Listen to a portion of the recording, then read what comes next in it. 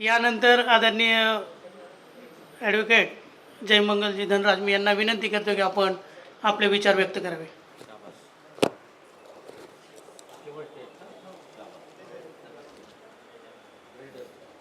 संविधान निर्माते आणि बुद्धाने दिलेल्या समता, स्वतंत्रता, बंधुता आणि न्याय या चार सर्वोत्तम मानवी मूल्यांची पुन्हा एकदा या देशाच्या सर्वोच्च कायद्याच्या माध्यमातून ओळख करून देणारे महाकरुणिक तथागत गौतम बुद्धानंतरचे खऱ्या अर्थानं समतेची पायाभरणी करणारे संविधान निर्माते डॉक्टर बाबासाहेब आंबेडकर यांना विनम्र अभिवादन करतो. आज जगदीश नगरकरांच्या 4थ्या स्मृती दिनानिमित्त आपण ही परिसंवाद आणि एक सद्यस्थितीतल्या एका महत्त्वाच्या विषयावर एक बैठक आयोजित केलेली असं म्हणायला हरकत नाही. कदाचित जगदीश नगरकर असते, जसं कीर्तिभाऊंनी आता सांगितलं, तर ते बोलले त्याच्याशी मी पूर्णतः सहमत आहे. मी आणखी एक गोष्ट प्रांजळपणे आत्ताच सांगतो की कीर्तिभाऊंनी जे बोलले ते सगळ्या गोष्टींशी मी सहमत आहे आणि त्यात काही थोडंफार ॲडिशन माझ्या वतीनं करण्याचा मी प्रयत्न करतो. मी बोलताना त्यांना एक विनंती केली आधी की खरं या कार्यक्रमाची ऑर्डर जी आहे ती अशी पाहिजे होती की मी आधी बोलून नंतर कन्क्लुडिंग स्पीच कीर्तिभाऊंचं व्हावं, कारण चळवळीतली ज्येष्ठता ती त्यांच्याकडे आहे. त्यांनी ती नाकारली. आता ज्येष्ठ असल्यामुळे त्यांनी माईक हातात घेऊन ती सुरू केली. माझ्या विनंतीला मानलं नाही तुम्ही. पण जगदीश नगरकर सारख्या एका हाडाच्या कार्यकर्त्याचा चाहता म्हणून, त्यांचा सहकारी म्हणून ती ज्येष्ठता कदाचित बाजूला ठेवता येऊ शकते. हे मनाचा मोठेपणा आहे भाऊ आपल्या. मी त्याबद्दल आपलंही मनस्वी आभार मानतो. जगदीश नगरकरांना आजच्या दिवशी स्मरण करताना मला एक मराठीतले चांगले शायर आहेत, त्यांच्या 2 ओळी खरं म्हणजे म्हणाव्याशा वाटतात. तुम्ही जे बोलले तेच त्या शायरच्या ओळीमध्ये मराठीतल्या. आहोत असे धुंद बेधुंद आम्ही. जगदीश नगरकर गेले, परंतु त्यांनी सुरू केलेली काम आणि चालू असलेली ही लिगसी ते गेल्यानंतरही ते चालू आहे. त्यामुळे त्यांच्याबद्दल त्या 2 ओळी मला वाटतं समर्पक आहेत की आहोत असे धुंद बेधुंद आम्ही, धुंद आमची ही साधी नव्हे. आहोत असे धुंद बेधुंद आम्ही, धुंद आमची ही साधी नव्हे. मेलो तरी वाटेल मेला दुसरा कोणी, आम्ही नव्हे. असंख्य आठवणी आहेत की ज्या जगदीश नगरकरांच्या बद्दल तुमच्या माझ्या सगळ्यांच्या मनात दाटून आलेल्या आहेत. परंतु मी कॉलेजचा प्रिन्सिपॉल डॉक्टर आंबेडकर कॉलेजला असताना ते माझे चळवळीतले सहकारी म्हणून आणि नंतर कॉलेजचे आमच्या विद्यार्थी म्हणून सातत्यानं आम्ही संपर्कात होतो. आणि त्या दरम्यान मी एक संविधान जागृतीचं एक मोठं अभियान मुंबई शहरामध्ये चालवायचो. 2024मध्ये सगळ्यात देशात खूप चर्चा केली लोकांनी. बापरे, डोक्यावर इतक्या लोकांनी घेतलं ते संविधान की ज्यांच्या तोंडून कधी शब्द फुटत नव्हता संविधान आणि लोकशाही, त्यांनाही ती धोक्यात असल्यासारखी दिसायला लागली होती मागच्या वर्षी. आणि मग मला जाणीवपूर्वक हे सांगावं असं वाटतं की 2014ला मी या कॉलेजमध्ये प्रिन्सिपॉलचा चार्ज घेतल्यानंतर मुंबई शहरात आम्ही सगळ्या सहकाऱ्यांनी, मी कॉलेजचा प्रिन्सिपॉल ऑफिशियली असलो तरी त्या कॉलेजच्या संस्थापक डॉक्टर बाबासाहेब आंबेडकर आणि त्या चळवळीची एक नैतिक जबाबदारी माझ्यावर असल्यामुळं अनेक लोक मला कॉलेजच्या ज्या चळवळीशी संबंधित, विचारधारेशी संबंधित ज्या भावना, भूमिका, फाउंडेशन्स होत्या त्याच्यात मदत करायचे. आणि मग आम्ही संविधान जागृतीचं एक मोठं अभियान जे मी विद्यार्थी असल्यापासून आम्ही चालवायचो ते कॉलेजच्या प्लॅटफॉर्मवर, कॉलेजच्या नावाने सुरू केलं. 26 जानेवारीला मला आठवण जगदीश नगरकरांची करताना हे सांगणं अगत्याचं आहे की 26 जानेवारीला 2014 ते 21पर्यंत मी नोकरीत होतो. तोपर्यंत 26 जानेवारीला दादर स्टेशनपर्यंत आम्ही कॉलेजपासून रॅली आणायचो. जवळपास 400-500 विद्यार्थी रॅलीमध्ये असायचे. आणि तिथे एक तुम्ही ज्या भाषणात उल्लेख केला भाऊ बाबासाहेबांच्या भाषणाचा, 25 नोव्हेंबरचं भाषण. ते इंग्रजीत भाषण आहे, त्याचा मी अनुवाद केला मराठी. तो मराठी आणि इंग्लिश अनुवाद, त्याची एक छोटी पुस्तिका बनवायचो आणि दादर स्टेशनला आमचा तो तिथे पेंडॉल लावून आपल्या स्वामीनारायण मंदिराच्या समोर दिवसभर संविधान जागृतीच्यावर कोणी भाषण करायचं, कोणी गाणे म्हणायचे, विद्यार्थी पथनाट्य करायचे आणि आम्ही ती पुस्तिका येणाऱ्या जाणाऱ्या प्रत्येक व्हिजिटरला आम्ही ती विनामूल्य वाटप करायचो. जगदीश नगरकरांची आठवण याच्यात अशी आहे की ती पुस्तिका छापायला देणे, त्याचं प्रूफ रिडिंग करून फुल फायनल प्रिंट 26 तारखेला सकाळी 9 वाजता पेंडॉलमध्ये सगळ्या कॉपीज हजर करण्याची जबाबदारी न चुकता 7 वर्ष या माणसानं एक हाती पार पाडायची. आणि अशा असंख्य आठवणी आहेत. मग म्हणजे मला मुंबईमध्ये मी जेव्हा नोकरीसाठी आलो तेव्हा प्रबोधनकारांचा पुतळा कुठे आहे, मडकेबुवांचा पुतळा कुठे आहे, तो चौक कुठे आहे, त्यांच्या स्मृतिदिनाला, त्यांच्या जयंतीला, भैयासाहेब आंबेडकरांच्या जयंतीला, स्मृतिदिनाला तिथे न चुकता जाऊन मग ही टीम सगळी तुम्ही जी नावं घेतली त्याच्यात हे सगळे सहकारी कमलाकर शिंदे असतील, प्रमोद सावंत असतील, मूलनिवासी माला असतील आणि आवर्जून मला फोन करायचे की सर उनको हमारे महापुरुषों को अभिवादन करने जाएंगे. हे सगळ्या गोष्टी म्हणजे मी नोकरीसाठी मुंबईत नव्यानं आलेल्या माणसाला या सगळ्या ठिकाणांची ओळख करून देण्यामध्ये मला वाटतं जगदीश नगरकरांचं ती भूमिका मला जास्त महत्त्वाची वाटते. आणि त्यामुळं त्यांच्या या स्मृतिदिनाला विनम्र अभिवादन त्यांना करतो मी. ज्या ज्या गोष्टी जे काय अनुभव मला त्यांच्याकडून बघायला शिकायला मिळाले त्याचाही मी सदैव ऋणीच राहावंसं असं मला वाटतं. आणि या तुम्ही देखील त्याच भावनेने इथे सर्वजण आलेला आहात. 3 महिन्यानंतर वकील साहेब बाहेर पडले. मला वाटतं पहिल्यांदाच ते कदाचित सामाजिक कार्यक्रमात आले असतील. मी देखील आज सकाळी 7 वाजता ट्रेन पकडून दुपारी 3 वाजता मुंबईत आलो आहे. मी गावी गेलेलो होतो, माझे जवळचे एक रिलेटिव्ह वारल्यामुळं. त्यामुळं सगळेच जण आपण त्यांच्यावर प्रेम करतो, त्याची काही वेगळी कोणी पुरावा देण्याची किंवा उदाहरण देण्याची गरज नाही आहे. या परिसंवादाचा जो विषय आणि ज्या खोली, त्या विषयाची जी खोली मांडली आत्ता कीर्तिभाऊंनी, त्या विषयाला आणखी पुन्हा मला वाटतं रिपिटेशन न करता काही गोष्टी ज्या मी विचार करतोय गेल्या महिन्याभरापासून नाही, 26 जानेवारीपासून मी महाराष्ट्रातल्या अनेक जिल्ह्यांमध्ये या विषयांवर काही डिस्कोर्स, व्याख्यानं असतील, काही वर्कशॉप्स असतील ते घेतोय. आणि मुद्दाम आम्ही हा विषय निवडण्याचं कारण, आणि आपण प्रमोददादा, कमलाकर दादा, आपण ठरवलं होतं की विषय काय ठेवायचा.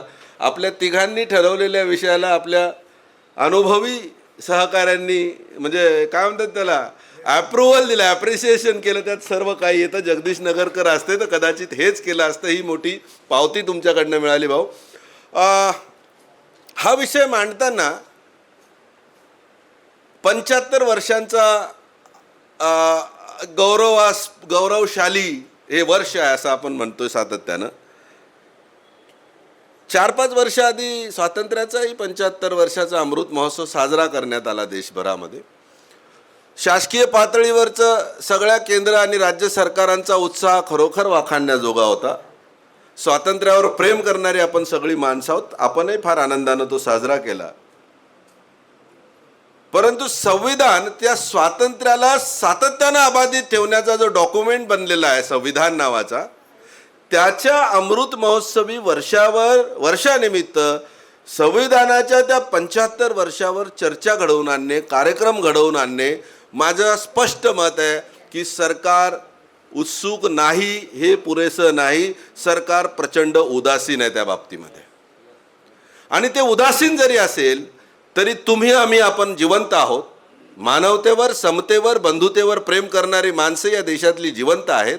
ते सातत्यानं वेगवेगळ्या निमित्तानं आपल्या आपल्या पद्धतीनं या विषयाची जनतेपर्यंत चर्चा घेऊन जाण्याचा प्रयत्न करतायत. त्याच प्रयत्नातला आजचा हा भाग आहे. अन्यथा हा कार्यक्रम त्यांना अभिवादन करायचा आम्हाला त्यांच्या घरी जाऊनही करता आला असता. आपण सगळेजण काय म्हणतो ना त्याला, शोक संदेश पाठवून किंवा त्यांना स्मरण करून आपापल्या फेसबुकवर, व्हॉट्सअपवर टाकून मोकळे झालो असतं तरी चालत होतं. हे करणं गरजेचं यासाठी आहे की मुळात या देशाच्या संविधानाला 75 वर्ष पूर्ण होणे ही एक मोठी आश्चर्याचीच बाब आहे.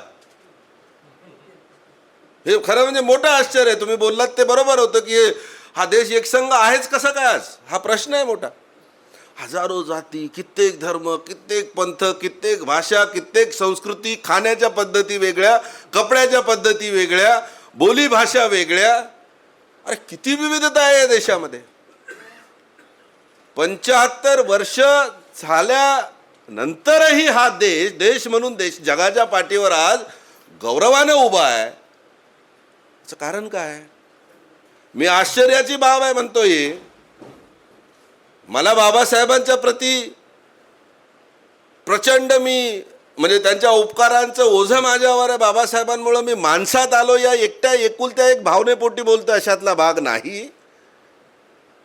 शिकागो विद्यापीठातला एक मोठा स्कॉलर आहे प्रोफेसर टॉम गिन्सबर्ग नावाचे. मी आश्चर्य का म्हणतोय तुम्हाला सांगतो.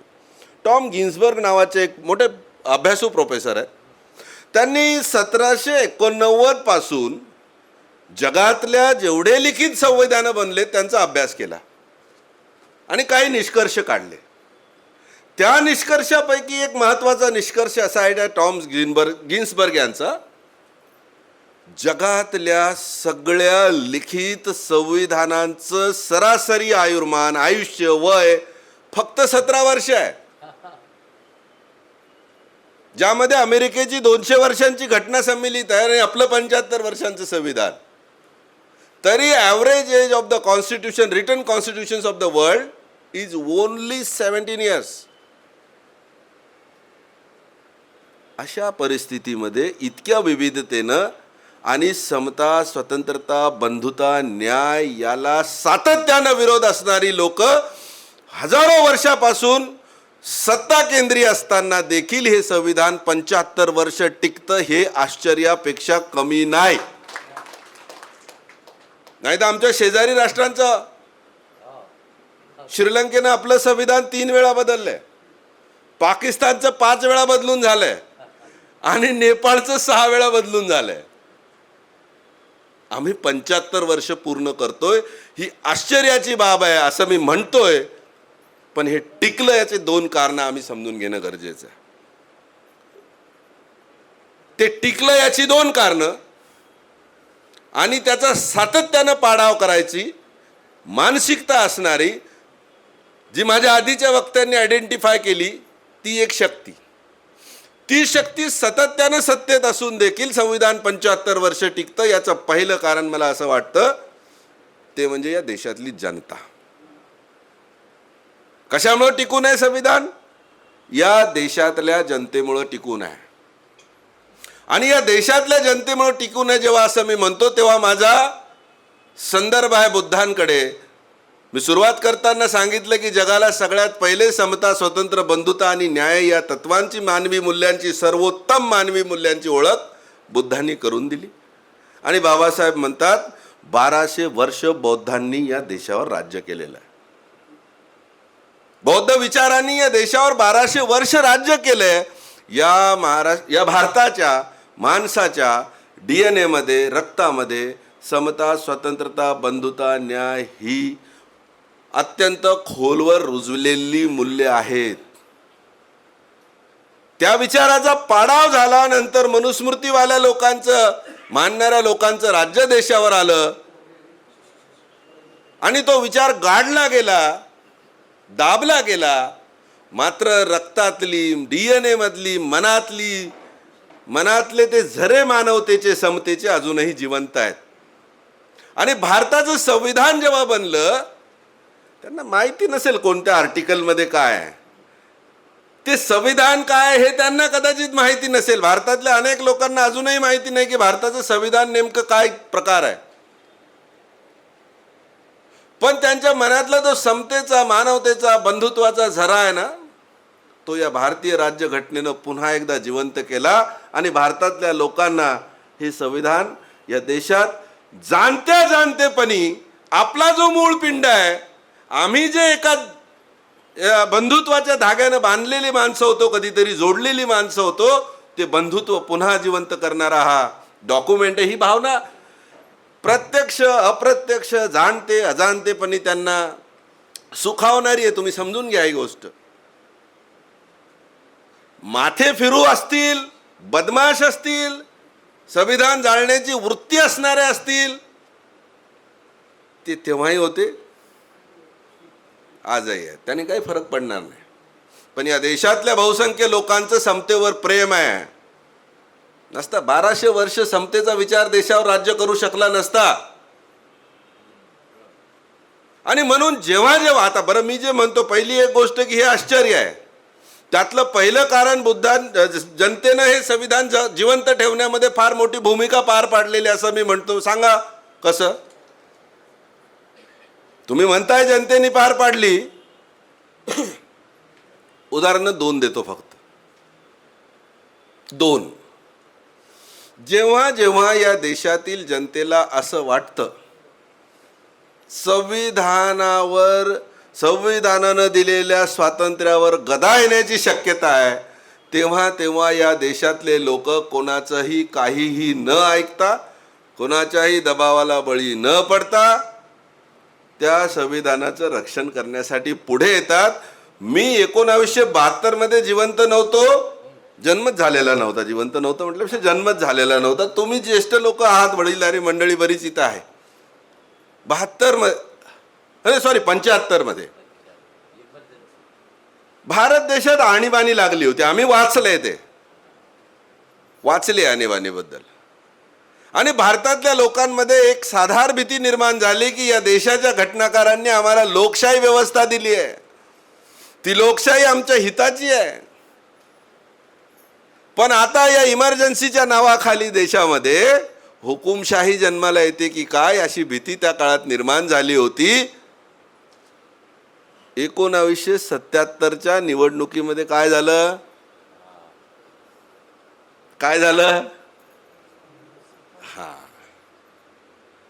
बदललं. तो हाणून पाडला तो प्रयत्न. लोकांना जी भीती निर्माण झाली होती ती भीती बदलून टाकलं लोकांनी.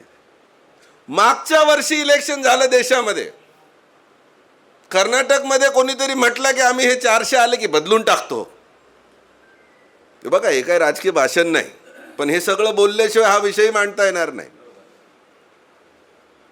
400ची भीती दाखवून बदलण्याचा जे अंतस्थ हेतू तुम्ही फारच मस्त एकदम क्लिअर केलेल्या आहेत गोष्टी. त्यामुळे माझा वेळ कमी जाईल त्याच्यामध्ये. देशातल्या जनतेने हातात घेतला आणि 400चं स्वप्न पाहणाऱ्यांना कुठं आणून ठेवलं आपल्याला माहिती आहे. बरोबर? इतकंच नाही, आणखी एक तिसरं उदाहरण सांगतो तुम्हाला. तुम्ही कॉन्स्टिट्यूशनल रिव्ह्यू कमिशनची आठवण करून दिली. 2002 मध्ये कोणाची सरकार होती देशात सांगण्याची गरज, यांचं ते ट्रेलर होतं तेव्हा, बरोबर ना? तेव्हा त्यांनी त्या संविधान समीक्षा या नावाखाली संविधानाची समीक्षा करण्याचा जो काय प्रयोग केला, हाणून पाडला देशांनी. देशातल्या जनतेनं विरोध केला, त्याचा प्रचंड विरोध केला. 2000 साली 50 वर्ष पूर्ण झाले. एकीकडे आम्ही संविधानाचा सुवर्ण महोत्सव विचार करतोय आणि तुम्ही संविधान बदलायचा प्रयत्न करताय समीक्षेच्या नावाखाली. आणून पाडला लोकांनी. संविधान समीक्षा आयोगाच्या अंतर्गत जे काय करायचं होतं मनसुबे ते तर होऊच दिले नाही, पण 2004 मध्ये बदलून टाकलं ना. त्यामुळे देशातली जनता या संविधानावर होणारं कोणतंच आक्रमण सहन करायला तयार नाही. ती कन्सॉलिडेटेड नाही आहे. एका विचाराने जागृत होऊन ते एकत्र येऊन काय करतायत अशातला भाग नाही आहे. पण लोकांना ते कळतं. बघा ना तुम्ही, 2024 मध्ये कोण कोण राज्य घटनेला धोका आहे, कोण कोण लोकशाहीला धोका आहे बोलत होतं. शिवाजी पार्कात लोकशाहीची नको त्या शब्दामध्ये टिंगल करणाऱ्यांचे वारस देखील कालाय तस्मै नमः. वामनदादाचे शब्द आठवतात मला की वामनदादा म्हणतात कि बोल उठी हलचल जमाना बदलेगा, आज नहीं तो कल जमाना बदलेगा. अरे संविधानाचा आश्रय घ्यावा लागला जेव्हा फुटतूट झाली, तोडफोड झाली, हे असं आहे सगळं. आता जनतेने हे सगळं हातात घेतलं म्हणून मी म्हणतो की या जनतेचा फार मोठा रोल आहे. आणि दुसरा रोल आहे सुप्रीम कोर्टाचा. अर्थात संविधानाच्या विविध घटनात्मक पेच प्रसंगामध्ये योग्य प्रकारे संविधानाचं इंटरप्रिटेशन करून संवैधानिक मूल्यांना एक वेगळा नवा घटनाकारांना अपेक्षित असणारा अर्थ लावण्याचं काम वेगवेगळ्या जजमेंटच्या माध्यमातून सर्वोच्च न्यायालयानं अनेकदा केलं आहे. ते अनेकदा जे आहे इन्व्हर्टेड कॉमाजमध्ये ठेवा. ते केशवानंद भारती खटल्याचा उल्लेख केला, परंतु त्या आधीचं एक उदाहरण देतो तुम्हाला. सज्जन सिंग विरुद्ध राजस्थान सरकार. बरेचसे वकील बांधव आहेत इथं. सज्जन सिंग विरुद्ध राजस्थान सरकार 1965ची केस आहे. 5 जजेसच्या खंडपीठाने हे जजमेंट दिलं. त्याच्यापैकी 3 जजेस एका बाजूचे होते आणि 2 जजेसनी त्याला डिसेंटिंग ओपिनियन दिलं होतं. तो खटला असा आहे, थोडक्यात सांगतो. आपण मराठा आरक्षणाच्या काळामध्ये एक शब्द प्रामुख्यानं ऐकण्याला आला आपल्याला की मराठा आरक्षणाचा कायदा करा आणि त्याला 9व्या सूचीत घाला, 9th शेड्यूलमध्ये टाका. 9th शेड्यूलमध्ये टाकला तर तो ज्युडिशियल रिव्ह्यूच्या कक्षेच्या बाहेर राहील आणि मग त्याला न्यायालयात चॅलेंज करता येणार नाही वगैरे वगैरे. 1965मध्ये एक घटना दुरुस्ती झाली होती ज्यामध्ये देशातील वेगवेगळ्या राज्यांनी केलेले जवळपास 20 कायदे 9व्या शेड्यूलमध्ये टाकण्यात आले. ज्यामध्ये एक राजस्थान ॲबॉलिशन ऑफ जमीनदारी ॲक्ट, जमीनदारी कायद्याचं ॲबॉलिशन करणारा एक कायदा होता राजस्थान सरकारचा. त्याच्या विरोधात सज्जन सिंग नावाचे एक गृहस्थ सर्वोच्च न्यायालयात गेले आणि त्या न्यायालयाने त्यामध्ये फार मोठं एक लँडमार्क जजमेंट आहे कॉन्स्टिट्यूशनल इव्हॉल्युशनच्या संदर्भानं. कॉन्स्टिट्यूशनल अमेंडमेंटच्या नावाखाली संसद काय काय अमेंडमेंट करू शकते, दुरुस्ती करू शकते, हा महत्त्वाचा मुद्दा त्यामध्ये चर्चेला होता. आणि 3 जजेसनं असं म्हटलं की संसद, मी फार जास्त डिटेल आता त्या जजमेंटच्या, पण जो मुद्दा रेलेव्हंट आहे आता या क्षणाला, की संसद काय काय दुरुस्ती करू शकते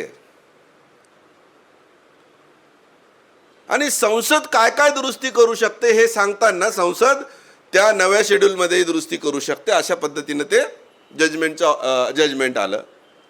आणि इतर अनेक बाबी त्याच्यामध्ये त्या दुरुस्तीच्या अधिकाराच्या संदर्भानं डिस्कशन केलं. पण जे 2 विरोधात मत मांडणारे जजेस होते त्यापैकी एक जस्टिस मुढोलकर,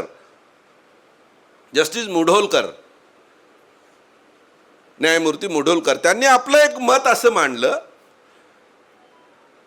बेसिक स्ट्रक्चर थिअरी जी आहे ती केशवानंद भारती खटल्यामध्ये निर्णय लागला तिचा, परंतु त्या डिसेंटिंग जजमेंटमध्ये जस्टिस मुढोलकर म्हणाले, त्यांनी तो प्रश्न उपस्थित केला की संसद जर सगळंच काही दुरुस्त करू शकते तर संसद या देशाच्या राज्यघटनेचे जे मूलभूत तत्व आहेत त्यांनाही बदल करू शकते, त्यांनाही हात घालू शकते का.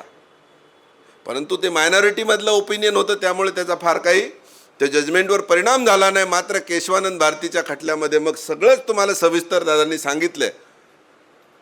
बेसिक स्ट्रक्चरची थिअरी जी आली की घटनेच्या मूळ ढाच्याला हात घालता येणार नाही. जस्टिस मुढोळकरांनी पुन्हा एक प्रश्न केला, मूळ ढाचा मग आहे कुठं घटनेमध्ये लिहिलेला? घटनेमध्ये तर कुठं लिहिलेला नाही.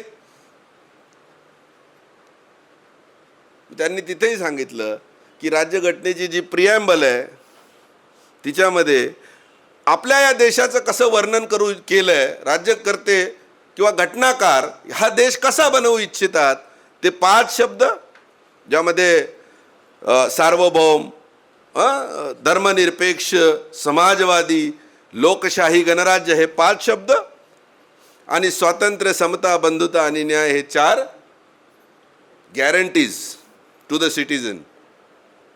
याला हात नाही घालता येणार. आता हे शब्द नुसते तिथे 4 दिसत असले तरी ते राज्यघटनेच्या विविध प्रोव्हिजन्समध्ये दिसतात, ज्यामध्ये प्रामुख्याने फंडामेंटल राईट्समध्ये दिसतात. मग सुप्रीम कोर्टाने त्या निकाल देताना केशवानंद भारतीच्या खटल्यामध्ये या सगळ्या गोष्टींचा विचार केला. आता प्रश्न येतो की मूलभूत अधिकारांवर अनेक वर्ष 75 वर्ष या देशातले नागरिक, तसे आपण सगळेच लोक आपल्या अधिकारांच्या बाबतीत जरा जास्तच जागृत असतो. मला काय मिळालं पाहिजे याचं मला पक्का माहिती असतं. बरोबर, माझा अधिकार काय आहे मला माहिती आहे सगळं. बाकी इतर गोष्टींबद्दल थोडंसं आमचं दुर्लक्ष होण्याची शक्यता नाकारता येत नाही. आता सर्वोच्च न्यायालयाने 32 आर्टिकलनुसार रिट पिटिशनच्या अंतर्गत मूलभूत अधिकाराचा आनंद झाल्यास तुम्हाला सर्वोच्च न्यायालय त्याचा उपाययोजना करून देते, उच्च न्यायालय देखील करून देते. परंतु या राज्यघटनेमध्ये भाग 3 मध्ये मूलभूत अधिकार आहेत आणि भाग 4 मध्ये directive principles of state policy नावाचा एक चॅप्टर आहे, पार्ट 4, राज्य धोरणाची नीती निर्देशक तत्वे. आता तुम्हाला गंमत बघायच्यात अशी आहे, जेव्हा राज्यघटनेत चर्चा झाली आहे सगळ्या गोष्टींची, मूलभूत अधिकारांच्या विरोधात राज्यघटनेतील तरतुदीनुसार डायरेक्ट सुप्रीम कोर्टात जाऊ शकतो कुणी, उच्च न्यायालयात जाऊ शकतो. परंतु हे नीती निर्देशक तत्वे जे आहेत ते राज्य सरकारांनी, केंद्र सरकारने आपली ध्येय धोरणे राखताना, कायदे बनवताना कुठल्या बाबींचा आधार घ्यावा त्याचे ते निर्देशक तत्वे आहेत. मग जर सरकारांनी ध्येय धोरणे बनवताना या नीती निर्देशक तत्वांचं पालन केलं नाही तर मात्र त्याच्या विरोधात कोर्टामध्ये जाता येत नाही, अशी ती त्याची रचना आहे. मग जर त्याच्या विरोधात न्यायाला दादच मागता येत नाही तर ते राज्यघटनेत हवेत कशाला, असा प्रश्न आला. आणि बाबासाहेब आंबेडकर त्याचं उत्तर देताना बोलतात की त्याच्या विरोधात न्यायालयात दाद जरी मागता येत नसेल परंतु त्याचं महत्त्व कमी होत नाही. कारण जी लोकशाही व्यवस्था आपण देश म्हणून स्वीकारलेली आहे, संसदीय लोकशाहीची, दर 5 वर्षांनी देशातील सगळ्या पक्षांना आमच्या जनतेपुढे जावं लागेल. आमचा राज्यकारभार असा होता, आम्हाला मतदान करा. बरोबर, देशातील जनतेने एखाद्या सरकारने राज्यघटनेच्या बरहुकूम कारभार केला आहे की नाही हे तपासण्याचं काय साधन आहे तुमच्या आमच्याजवळ? आपण सगळे अभ्यासू लोक आहात, मला सांगा. एखादं सरकार राज्यघटनेच्या ध्येय धोरणानुसार चालतं की नाही हे तपासण्याचं पॅरामीटर काय, मापदंड काय? आणि बाबासाहेब म्हणतात सरकारच्या कार्याचं मूल्यांकन, मूल्यमापन करण्याचा मापदंड म्हणजे तो 4था भाग डायरेक्टिव्ह प्रिन्सिपल्स आहे.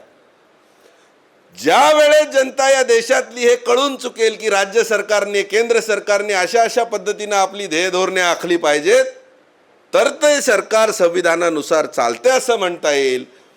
आणि जर तसं सरकार करत नसेल तर जनता त्यांना घरी बसवेल. आता मला सांगा, जेव्हा भविष्याकडे आम्ही वाटचालीच्या दृष्टीनं पाहतो, भवितव्याकडे पाहतो, अनेक आव्हाने तुमच्या माझ्या पुढे आहेत. त्याच्यापैकी मोठं आव्हान आज, तुम्ही या देशातले लोक मानो की नाही मानो, परंतु आंबेडकरी समाज संविधानिक नीतिमूल्यांना, संवैधानिक मोरॅलिटीला समजणारा एक जागृत समाज म्हणून देशातील लोकांना मान्यच करावं लागतं. तुमच्या आणि माझ्या पुढे मी असं समजतो अनेक जी आव्हानं आहेत त्या आव्हानांपैकी देशात, कारण आपल्या देशात निवडणुका बघा कशा होतात, पैशाच्या आधारावर होतात, आमिषांच्या आधारावर होतात, धर्माच्या आधारावर होतात, जातींच्या कशाच्या आधारावर निवडणुका जिंकल्या जातात, लढल्या जातात. परंतु आम्ही कोणत्या तरी निवडणुकीमध्ये कुठल्या तरी पक्षांनी, कुठल्या तरी राजकीय व्यवस्थेने, पक्षांनीच म्हणूया, आम्ही संविधानात सांगितलेल्या डायरेक्टिव्ह प्रिन्सिपलच्या अनुषंगाने आमचे पॉलिसीज त्या आधारे पॉलिसीज बनवू आणि सरकार चालवू असं कोणीतरी आपल्या जाहीरनाम्यामध्ये मांडल्याचं आपल्याला आठवतं? बरं, त्यांनी मांडले नाही, आपण तरी त्यांना विचारल्याचं आठवतं? मग ते बोलत नाहीत आणि आपण विचारत नाही. अशा परिस्थितीमध्ये मग ती बाबासाहेबांची भीती जी आहे ती साधार सत्य झाल्यासारखी वाटते आपल्याला की संविधान कितीही चांगलं असेल, राबवणारे जर नालायक असतील तर ते संविधान कुचकामी ठरतं. आणि म्हणून या लोकांना बोलायला चान्स मिळतो की हे संविधान युजलेस आहे. आम्ही आहोत ना, कीर्ती भाऊ आहे, मी आहे, प्रमोद आहे, आम्ही सगळेजण, तुम्ही आहात. हे संविधान युजलेस नाही आहे, आम्ही सांगतोय ना ठणकावून. युजलेस नाही. It is not useless, it is used less. It is not useless, it is used less. आता ते युजडलेस याच्यामुळे आहे की ते वापरण्याची अंमलबजावणी ज्यांची मानसिकताच नाहीत ते सातत्यानं सत्तेत आहेत. ते सत्तेत असल्यामुळे ते काय लागू करायला तयार नाहीत. आणि म्हणून सुप्रीम कोर्टाचं एक उदाहरण आहे की ज्यांनी संविधानाचं वेगवेगळ्या प्रसंगी अर्थ लावून एक संवर्धन करण्याचं काम केलं, आणि दुसरीकडे जनता आहे की जिने या देशातील संविधानावर आक्रमण झाल्यावर वेळोवेळी त्या आक्रमणाच्या विरोधात आवाज उठवला, मात्र तरी ही संविधान लागू करणारी जी शक्ती आहे ती निर्माण करण्याची ताकद देखील जनतेत आहे. ते जनतेला अजून हे माहिती नाही. त्या कस्तुरी मृगासारखं आमच्या सगळ्या भारतातल्या जनतेचं कस्तुरी मृग माहिती आहे आपल्याला, त्याच्याजवळच ती शक्ती असते, तो सुगंध असतो, परंतु बिचारायला त्यालाच माहिती नाही. आणि इतके विस्कळीत असून देखील जर लोक संविधानाच्या विरोधात झालेलं आक्रमण थांबवण्याची क्षमता ठेवतात, थोडं इथून पुढे चौथ्या पार्टवर काम करूया आपण, आपण सगळे मिळून देशातील जनतेला सांगूया, जनतेला की देशाच्या संविधानाचा पार्ट 3 खूप झाला 75 वर्षात चर्चा करून, त्याच्यावरही लक्ष ठेवूच, परंतु चौथ्या पार्टवर थोडं काम करण्याची गरज आहे. जर आम्ही राज्यकर्ते होऊ शकत नसू, आतापर्यंत 75 वर्षात होऊ शकलेलो नाही म्हणून बोलतोय, म्हणजे भविष्याचं निगेटिव्ह नाही देते मी तुम्हाला, निगेटिव्ह फिलिंग, झालेलो नसू, पण निदान योग्य राज्यकर्ते कसे देशामध्ये येतील याची तर आपण पायाभरणी करू शकतो, लोकांना डोळस करू शकतो. ते जरी काम केलं आम्ही, तरी भविष्यातील वाटचालीकडे मागच्या 75 वर्षातल्या अनुभवातून शिकून पुढच्या वाटचालीचा जर प्रयत्न केला तर आम्ही निश्चितपणे हे करू शकतो. आता 2002चं मी तुम्हाला त्या संविधान समीक्षेची सांगतो गंमत काय आहे. अनेक लोकांना असं वाटलं की हा संविधान बदलाचा जो नरेटिव्ह आहे ना, तो पॉलिटिकल नरेटिव्ह आहे, तो आहे आंबेडकरी चळवळीचाच विषय. तुम्हाला मी हेही सांगतो, संविधानाला धोका आहे याची जाणीव देशातल्या सगळ्यात पहिले जर कुणाला झाली असेल तर ती आंबेडकरी अनुयायांना झालेली आहे. मात्र तो तेवढं राजकीय कॅपॅसिटी आपली नसल्यामुळे, निर्माण करू शकलेलो नसल्यामुळं तो हायजॅक केला गेला, किंवा तो इतर पक्षांनी त्यांचा नॅरेटिव्ह म्हणून वापरला. आणि ज्यांना बदलायची इच्छा आहे ते डोकं पडून सांगतायत की नाही, आमचं तसं काही मनामध्ये नाहीये, आम्हाला संविधान फार इमानदारीनं लागू करायचं आहे. मग अनंत हेगडे काय बोलतात त्याचं उत्तर कोणी द्यायला तयार नाही. रंजन गोगोई पार्लमेंटमध्ये राज्यसभेवर जेव्हा पहिल्यांदा गेले, रंजन गोगोई म्हणजे भारताचे भूतपूर्व सरन्यायाधीश, राज्यसभेचे खासदार बनले रिटायर झाल्यावर, आणि संसदेमध्ये त्यांनी भाषण केलं. पहिल्याच भाषणात बोलले बेसिक स्ट्रक्चर थिअरीवर पुन्हा एकदा विचार करण्याची गरज आहे. बघा, म्हणजे हे धनगड वगैरे जे बोलतायत आता, हे काय पहिलंच नाही, नव्यानंच नाही आहे. भारताच्या न्यायमूर्ती, सर्वोच्च न्यायालयाचे सरन्यायाधीश ते संसदेत बोलले, त्यांचं भाषण रेकॉर्डवर आहे, त्याच्यामुळे मला काही वेगळं सांगण्याची गरज नाही. आता ह्या बाबी कशा नजरअंदाज करता येतील बरं, चला असं समजूया तुमच्या मनात नाही आहे पा, पण तुम्ही केलेलं कृत्य जर दाखवलं तर तुम्हाला आश्चर्य वाटेल. मूलभूत अधिकाराला हात घालता येत नाही हे त्यांना माहिती आहे, पण डायरेक्टिव्ह प्रिन्सिपल्सला 2002 मध्ये भारत सरकारने, एक तत्कालीन भारत सरकारने, कोणाची तुम्हाला माहिती आहे होती, अमेंडमेंट केली आणि आर्टिकल 45 मध्ये ॲब्सोल्यूट बदल करून टाकला. काय होता आर्टिकल 45? काय होतं आर्टिकल 45? आर्टिकल 45 असं होतं की पुढील 10 वर्षामध्ये भारत सरकारने देशातील 6 ते 14 वर्ष वयोगटातील सगळ्या लेकरांना, मुलांना मोफत आणि सक्तीचं शिक्षण देण्यासाठी विशेष प्रयत्न करावे, एंडेवर.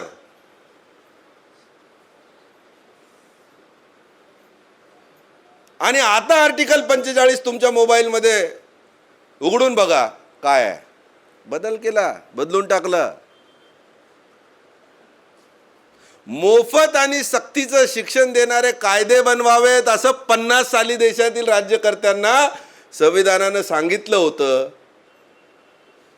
2002 मध्ये ते आर्टिकलच बदलून टाकलं पूर्ण.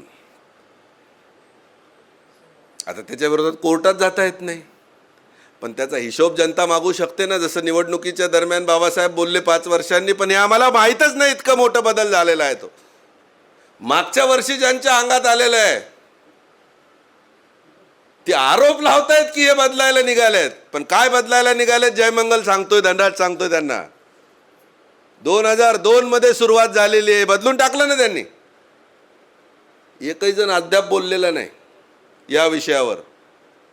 ज्यांनी संविधान रक्षणाचा मोठा मुद्दा अंगावर घेतलेला आहे, देशात खांद्यावर घेतलेला आहे, त्यांच्यापैकी एकही जण 2002 मध्ये बदल झालेला हा एवढा मोठा कायद्यात बदल झालेला आहे त्याच्यावर बोललेलं नाही. आणि म्हणून ही तुमची आणि माझी जबाबदारी आहे की भविष्याच्या वाटचालीचं, भवितव्याचं नियोजन करताना कोणाला कितीही वाटत असेल की संविधान बदलू ते शक्य होणार नाही, हे सत्य असलं तरी त्याची अंमलबजावणी न करणे ही त्यातली ज्ञानबाची मेख आहे. आणि ते चांगल्या पद्धतीने त्याच्यावर अंमलबजावणी करत आहे. संविधानाची अंमलबजावणी करू नये या गोष्टीची ते अंमलबजावणी फार प्रामाणिकपणे करतायत. आणि जनता डोळस नसल्यामुळं सर्वसामान्यांना जे वेगवेगळे भ्रम फैलावून दिलेले आहेत की हे भारताचं संविधान म्हणजे यांच्याच कामाचं आहे वगैरे वगैरे, आणखी इतर गोष्टी आहेत, यातून जरा लोकांना बाहेर काढण्यासाठी संविधानशील जनता, मी नवीन शब्द तुमच्यासमोर आज बोलतोय. ज्या काळात पुस्तक काढायचो आम्ही संविधानाचं आमच्या कॉलेजच्या वतीनं, त्याच्यावर टायटल दिलेलं होतं, चला संविधानशील होऊया. तुम्ही संवेदनशील शब्द ऐकलेला आहे. मिलिंद गायकवाड आहेत आमचे कॉलेजचे माजी विद्यार्थी, त्याच्या आयोजनामध्ये हेही असायचे जगदीश नगरकरांच्या सोबत. संवेदनशील, ज्याच्या संवेदना जिवंत आहेत त्या माणसाला संवेदनशील माणूस म्हणतो आपण. ज्याच्या संवैधानिक निष्ठा, संवैधानिक मूल्यांवरच्या निष्ठा जिवंत आहेत त्या माणसाला आम्ही संविधानशील म्हणूया. आणि हा संविधानशील माणूस ज्याच्या कॉन्स्टिट्यूशनल मोरॅलिटीच्या तत्वावर निष्ठा आहेत, असा संविधानशील माणूस निर्माण करण्यासाठी थोडा प्रयत्न करूया. संविधानशील जर हा माणसाचं मन आम्ही बनवू शकलो तर संविधानशील समाज, देश, राष्ट्र बनायला वेळ लागणार नाही. हा विश्वास आज जगदीश नगरकरांच्या स्मृतिदिनानिमित्त अभिवादन करताना व्यक्त करतो. एक संविधानाचा विषय आहेच, तर एक शायर त्या संविधानाला, राज्यघटनेला काय म्हणतो की ही या देशातील लोकांना संकटातून बाहेर नेणारी कश्ती आहे. कश्ती, नाव, बोट, होडी, जहाज, जे काय असेल ते कश्ती म्हणतो. सगळे हे वादळात सापडलेले आहेत लोक, आणि या कश्तीमध्ये बसून ते पैल तीरावर, पलीकडच्या काठावर सुरक्षित पोहोचू शकतात. तो कवीची कल्पना आहे. तो कवी असा म्हणतो कि कर्म के पास अगर तलवार तो मैं उम्मीद की धार लिए बैठा हूं.